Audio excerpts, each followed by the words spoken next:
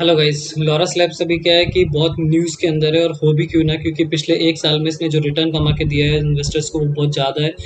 पिछले साल जो है 100 रुपये पे ट्रेड कर रहा था और अभी जो है ये 500 रुपये पे ट्रेड कर रहा है। तो पिछले एक साल में पाँच गुना इन्होंने कर दिया है इन्वेस्टर्स का पैसा। तो हमें ये देखना पड़ेगा कि लॉरस लैब्स का स्टॉक कितना बढ़ क्यों रही है, लॉरस लैब काम क्या करता है और इसको अभी इस वैल्यूएशन पे मुझे खरीदना चाहिए, या फिर अगर मेरे पास स्टॉक्स पड़ा है तो मुझे क्या बेच देना चाहिए, या फिर ये और भी ऊपर जाने की पोटेंशियल रखता है और इसका फ्यूचर ग्रोथ कैसा रहेगा। तो ये सब बातों को हम लोग यहाँ पे डिस्कस करेंगे, लेकिन उसके पहले जस्ट देख लेते हैं कि इसकी ग्राफ के ऊपर परफॉर्मेंस कैसी है। तो आप यहाँ देखिए, ये जो रेड कलर की कैंडल है मार्च के महीने में है, और मार्च में वही महीना है जहाँ पे पिछले साल जो है सरकार ने लॉकडाउन इनिशिएट कर दिया था पूरे देश में। उसके बाद ये कैंडल है अप्रैल की, जो कि एक बड़ी ग्रीन कैंडल है, जो लगभग 67 रुपये से शुरू करके और 100 रुपये के आसपास पे चली गई। उसका रीज़न था इसका जो क्वार्टरली रिजल्ट अनाउंस हुआ था, बल्कि ईयरली रिजल्ट अनाउंस हुआ था मार्च के बाद अप्रैल के महीने में 2020 का। तो आप यहाँ देखिए उनका जो प्रॉफिट काटने के टैक्सेस वगैरह सब कुछ काट लेने के बाद जो प्रॉफिट था वो 250 करोड़ का था, जो पिछले कई सालों से ज़्यादा था। तो इस वजह से ये जो है इस महीने में ग्रो किया। उसके बाद इसने यहाँ पर 2 महीने के लिए थोड़ा सा वेट किया, एक कोशियस रहा ये इन्वेस्टर्स की चाल यहाँ पे कि हो सकता है ये भी नीचे गिर जाए या फिर हो सकता है ऊपर चला जाए। तो 2 महीने इसने वेट किया और अप्रैल के बाद ये मई और जून के बाद यानी कि 3 महीने का एक क्वार्टर का रिजल्ट अनाउंस हुआ, जो कि जुलाई में अनाउंस होता है। तो जुलाई में जैसे ही क्वार्टर Q1 का रिजल्ट अनाउंस हुआ पिछले साल का 2020 का, तो उनका देखा इन्होंने 172 करोड़ का प्रॉफिट था, जो पिछले कई सारे क्वार्टर्स से ज़्यादा है। तो नो डाउट क्वार्टरली रिजल्ट्स अच्छा आया।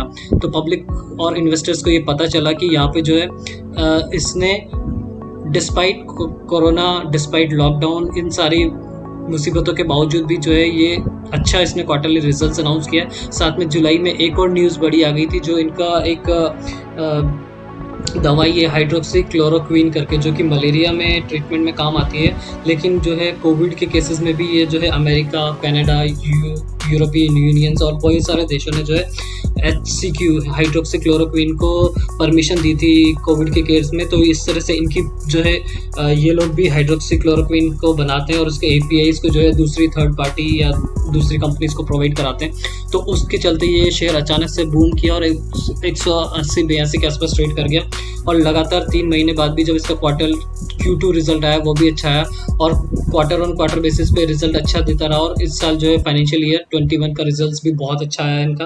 तो उस वजह से ये ट्रेड जो है काफ़ी ऊपर ट्रेड कर रहा है। लेकिन अब हमारा सवाल ये बनता है कि यहाँ पे वैल्यूएशन ज़्यादा है, या फिर ये और ऊपर जा सकता है, या फिर अभी हमें अपना स्टॉक बेच देना चाहिए और अपना प्रॉफिट बुक कर लेना चाहिए। तो इसको समझने के लिए हम इसका फंडामेंटल एनालिसिस करेंगे कि ये कंपनी करती क्या है, इसमें बोर्ड ऑफ डायरेक्टर्स में कौन कौन है और उनका बोर्ड कितना मजबूत है, कितना अच्छे डिसीजंस कर रहा है, कितना एक्सपांशन पॉलिसीज़ है, और क्या जो है कोविड के रिलेटेड दवाइयाँ ही ये बनाते हैं या कुछ और तरह की दवाइयाँ बनाते हैं जिसका कोविड से कोई खास लेना देना नहीं है। अगर कोविड से खास लेना देना नहीं है तो ये शेयर और ऊपर ग्रो करने की कैपेबिलिटी रखता है, क्योंकि जब 2016 में ये इसका IPO आया था तब से पिछले 4 सालों में इसने ग्रोथ नहीं दिखाई, लेकिन इस साल इसने काफ़ी अच्छी ग्रोथ दिखाई है। और इस कंपनी के बारे में शुरू करते हैं जानने के। तो देखिए, ये कंपनी स्टार्ट हुई थी 2005 में और इसको स्टार्ट किया था सत्यनारायण छावा साहब ने। सत्यनारायण छावा साहब जो है इसमें आंध्रा यूनिवर्सिटी से उन्होंने जो है ग्रेजुएशन किया है, फिर मास्टर्स डिग्री भी उन्होंने आंध्रा यूनिवर्सिटी से किया हुआ है, और रिसर्च स्कॉलर भी रहे हैं वो किसी एक कॉलेज में, साइंस एंड टेक्नोलॉजी में, आंध्रा यूनिवर्सिटी में, और जो है PhD उन्होंने किया 1992 में। तो इनका वर्क एक्सपीरियंस काफ़ी लंबा है और इन्होंने इस कंपनी को शुरू करने से पहले वो कई सारी कंपनीज में काम करते रहे और उनमें जो है CEO की पोस्ट तक गए थे। और वहाँ के बाद इन्होंने अपना खुद का कंपनी सेटअप किया है लॉरस लैब्स करके, जहाँ पे इनका मेन बिजनेस जो है APIs प्रोवाइड कराने का है। API मतलब एक्टिव फार्मास्यूटिकल्स इंग्रेडिएंट्स होता है, एक तरह से रॉ मटेरियल होता है दवाई बनाने के लिए, और एक FDF जो कि एक फाइनल डोज बनती है जो मार्केट में बिक सकती है, वो ये बनाते हैं। और इंग्रेडिएंट्स लाइक दवाइयाँ के अलावा जो है ये न्यूट्रास्यूटिकल्स हो गया या फिर डाइटरी सप्लीमेंट्स हो गया, इस तरह की चीज़ें भी बनाते हैं। सिंथेसिस मतलब कुछ रॉ मटेरियल्स को तैयार करके केमिकल रिएक्शन करवा के कुछ नया मटेरियल बनाना और उसके थ्रू जो है दवाइयाँ क्योर करना ये सब बनाते हैं। तो देखिए एपीआईज़ बनाते हैं, एपीआई मतलब रॉ मटेरियल देते हैं किसी थर्ड पार्टी कंपनी को। ऐसा क्यों? खुद क्यों नहीं बना लेते दवाई और मार्केट में क्यों नहीं बेच देते हैं? तो ये अगर आपके सवाल आता है दिमाग में, तो देखिए नो डाउट अच्छी बात है कि अगर सारा रॉ मटेरियल खुद प्रोवाइड करा रहे हैं दूसरी कंपनीज़ को, तो खुद क्यों नहीं बना रहे हैं? इसका रीज़न है पेटेंट नहीं होता है। क्योंकि जब कोई कंपनी किसी दवाई को बनाती है तो उसका एक पेटेंट रखती है। यानी मान लीजिए भी कोरोना की अगर कोई वैक्सीन आ जाती है या फिर कोई दवाई आती है मार्केट में, तो वो जिस कंपनी ने उसके ऊपर रिसर्च और डेवलपमेंट में पैसा खर्च किया है, वो कुछ पेटेंट लेती है कुछ साल के लिए, 5 साल 10 साल के लिए, कि वो दवाई जो है वो खुद बनाएगी और खुद मार्केट में बेचेगी। तो इस वजह से वो सारी कंपनियां उस दवाई को बना नहीं सकती हैं। तो ये जो कंपनी है लॉरस लैब, ये एक्टिव फार्मास्यूटिकल्स इंग्रेडिएंट्स जो है उन कंपनीज को प्रोवाइड कराती है। तो इनको कोई फ़र्क नहीं पड़ता है कि दवाई कौन बना रहा है कौन नहीं बना रहा है, हमें तो रॉ मटेरियल प्रोवाइड कराना है। तो वो इसमें इनको प्रॉफिट हो जाता है कि रॉ मटेरियल तो प्रोवाइड कराने में कोई वो बंदिश नहीं है। अब ये जो है खुद भी कई सारे रिसर्च और डेवलपमेंट में पैसा खर्च करते हैं और इन्होंने भी कई सारी दवाइयाँ बनाई है जो ये मार्केट में खुद से बेचते हैं। तो उनके थ्रू जो है इनका R&D और इनके पैटेंट्स हैं, तो उसके थ्रू ये जो है एफडीएफ तैयार करके यानी खुद अपनी दवाइयाँ मार्केट में बेचते हैं। तो वो एफडीएफ का बिजनेस है। इसके बारे में और डिटेल में हम बात करेंगे, लेकिन अभी लॉरस लैब्स के बारे में और थोड़ा सा जान लेते हैं कि इनका जो है 55+ R&D लैब्स हैं इंडिया के अंदर और यूएस के अंदर। 90+ APIs की मैन्युफैक्चरिंग यूनिट्स हैं और 8 मैन्युफैक्चरिंग फैसिलिटीज़ हैं जो कि मेनली आंध्र प्रदेश के अंदर विशाखापट्टनम के अंदर है, और एक हैदराबाद के अंदर इनका एक रिसर्च सेंटर है, और हैदराबाद में इनका जो है हेडक्वार्टर भी है कंपनी का। 750 एम्प्लॉइज़ जो हैं इनके रिसर्च साइंटिस्ट हैं, जो कि इनके टोटल वर्कफोर्स 4000 एम्प्लॉइज़ का लगभग 1/4 निकल के आता है। तो काफ़ी बड़ी मात्रा में जो है ये R&D स्पेशलिस्ट इन्होंने बिठा के रखे हैं। उस पर जो है अपने रेवेन्यू का 4 से 5% खर्चा भी करते हैं, ताकि वो R&D करके जो है नई दवाइयों का पेटेंट्स हासिल कर सके। और इनके पास 200+ कस्टमर्स हैं जो कि 56 कंट्रीज़ में इन्होंने बनाए हुए हैं। 56 कंट्रीज़ में अपनी दवाइयों का एक्सपोर्ट करते हैं। और इनका जो है 282 पैटेंट्स इन्होंने फाइल किए, जिसमें से 141 पैटेंट्स इनको मिल गए हैं, और 8 मैन्युफैक्चरिंग फैसिलिटीज़ हैं इनके पास। और इनका जो बिज़नेस है वो एक कॉन्ट्रैक्ट मैन्युफैक्चरिंग के बेसिस का है, यानी कि इनको कुछ कॉन्ट्रैक्ट मिलता है कि ये दवाई जो है मैन्युफैक्चर करके दो। तो एक कॉन्ट्रैक्ट बेसिस पे कई सारे कंट्रीज़ को ये दवाइयाँ बना के देते हैं। अगर कॉन्ट्रैक्ट मिल गया है तो ये प्रोडक्शन बनाते हैं, ज़्यादा बनाते हैं और बेच देते हैं। और अगर इनके पास कभी कॉन्ट्रैक्ट नहीं भी आया तो फिर वो जो है उसका प्रोडक्शन कम करते हैं। तो इस तरह का इनका ये बिज़नेस है। अब इनका देख लेते हैं कि दवाइयाँ किस तरह की बनाते हैं, कौन कौन सी दवाइयाँ ये लोग बना रहे हैं। तो आप इनकी एनुअल रिपोर्ट में आप यहाँ पे देख पाएंगे कि जेनेरिक APIs के अंदर ये जो एंटी रेट्रोवायरल बनाते हैं, जो कि मेनली HIV वायरस है उसके काम में आता है। और HIV जो है एक ऐसी बीमारी जो लाइफ लॉन्ग चलती है। अगर आपको ऐसा कुछ है नहीं कि इसका क्योर पूरी तरह से हो जाएगा, उसको जो है दवाई खाते रहनी पड़ती है। इनका ऑन्कोलॉजी, जो कि कैंसर को ट्रीटमेंट करने के लिए डिपार्टमेंट होता है ऑन्कोलॉजी, उसमें ये जो है अपनी दवाइयाँ और APIs प्रोवाइड कराते हैं। और इसके अलावा एक हेपेटाइटिस C करके एक होता है, उसकी दवाई और API ये लोग बनाते हैं। इसके अलावा जो है एंटी डायबिटिक हो गया, या फिर कार्डियोवस्कुलर दवाइयाँ होती है जो कि हार्ट पेशेंट्स को दी जाती है, और सेंट्रल न्यूरस सिस्टम, ये सब की दवाइयाँ भी ये लोग बनाते हैं। तो इस तरह के इंग्रेडिएंट्स और दवाइयाँ ये लोग बनाते हैं, जो कि मार्केट में इनकी डिमांड कभी कम नहीं होने वाली है। हो सकता है आगे फ्यूचर में बढ़ेगी, इस तरह कम तो नहीं होगी। तो इस तरह की ये दवाइयों का इनका बिजनेस है। और इसके अलावा जो है ये मलेरिया और इन सब की जो है फीवर की दवाइयाँ बनाते हैं, जब मैंने बताया था हाइड्रोक्सीक्लोरोक्विन, तो उसकी जो है खपत इस साल ज़्यादा हुई है, लेकिन ये उनका मेन बिजनेस नहीं है, ये भी एक पार्ट है उनका। जैसे कि आप यहाँ पे डिटेल में देख सकते हैं कौन कौन सी ये दवाई बनाते हैं। ये एक लिस्ट है जो कि आप देख सकते हैं, कई सारी एंटी रेट्रोवायरल सी मेनली है। इसके अलावा ऑन्कोलॉजी की कई सारी दवाइयाँ हैं, ऑप्थेल्मिक दवाइयाँ भी ये बनाते हैं, एंटी डायबिटिक की दवाइयाँ बना रहे हैं, हेपेटाइटिस C की बना रहे हैं, एंटी कोलेस्ट्रॉल की बना रहे हैं, एंटी हाइपर ग्लैमिक, हाइपरटेंसिव, कार्डियोवस्कुलर, इस तरह की कई सारी दवाइयाँ बना रहे हैं। और आज की तारीख में ये जो है 60 तरह की APIs बना रहे हैं। तो ये लिस्ट अगर चाहिए तो मैं आपको डिस्क्रिप्शन बॉक्स में इसका लिंक दे दूंगा, आप ये डाउनलोड करके देख सकते हैं कि कौन कौन सी दवाइयाँ बना रहे हैं। अब इनकी जो है लीडरशिप के बारे में बात करते हैं। तो इनका जो चीफ फाइनेंशियल ऑफिसर है जो कि इनके फाइनेंस को देखता है वो है मिस्टर वी रवि कुमार। इनका भी काफ़ी अच्छा एक्सपीरियंस है। और सिंथेसिस का बिजनेस को देखने के लिए कृष्णा चैतन्य छावा जो कि इनके सिंथेसिस का बिजनेस देखते हैं, और इन्होंने भी काफ़ी बढ़िया इनका वर्क एक्सपीरियंस है। डॉक्टर रेड्डीज़ में इन्होंने काम किया हुआ है इसको ज्वाइन करने से पहले, और कई जो है अपनी बैचलर्स डिग्री जो है मैकेनिकल इंजीनियरिंग बिट्स पिलानी से किया हुआ है।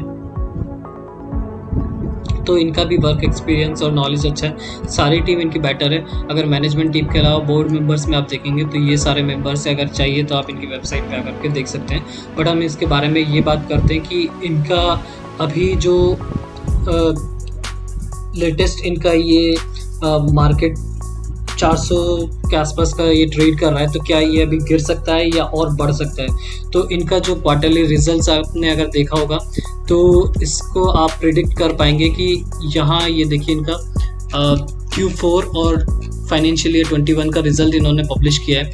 तो देखिए इनका जो रेवेन्यू है पिछले साल से 70% ग्रो किया है, और इनका जो EBITDA है वो भी 176% से ग्रो कर रहा है, और प्रॉफिट आफ्टर टैक्सेस वो भी 994 करोड़ है, जो कि काफ़ी ज़्यादा है। पिछले कई मतलब ऑल टाइम हाई पे ही इनका प्रोडक्शन चल रहा है। काफ़ी अच्छा इनका रेवेन्यू वगैरह सब कुछ अच्छा चल रहा है। तो कंसोलिडेटेड Q4 की जगह हम कंसोलिडेटेड ईयर वाइज देखते हैं तो रेवेन्यू जो है 70% से ग्रो कर गया है। 4,814 करोड़ का रेवेन्यू इन्होंने जनरेट किया है, और प्रॉफिट है वो भी 984 करोड़ का है इस साल का, जो कि पिछले साल से 286% ज़्यादा है। और इंटरम डिविडेंड 1 रुपये का दिया है, डिविडेंड कम दिया है, अच्छा है। तो अपने एक्सपांशन में वो उस पैसे को खर्च कर सकते हैं। और रिचकोर लाइफ साइंस करके एक बेंगलोर की कंपनी थी जिसको इन्होंने एक्वायर किया है इस साल को, और उसको जो है लॉरस बायो लैब्स के नाम से उन्होंने इसका बना दिया है।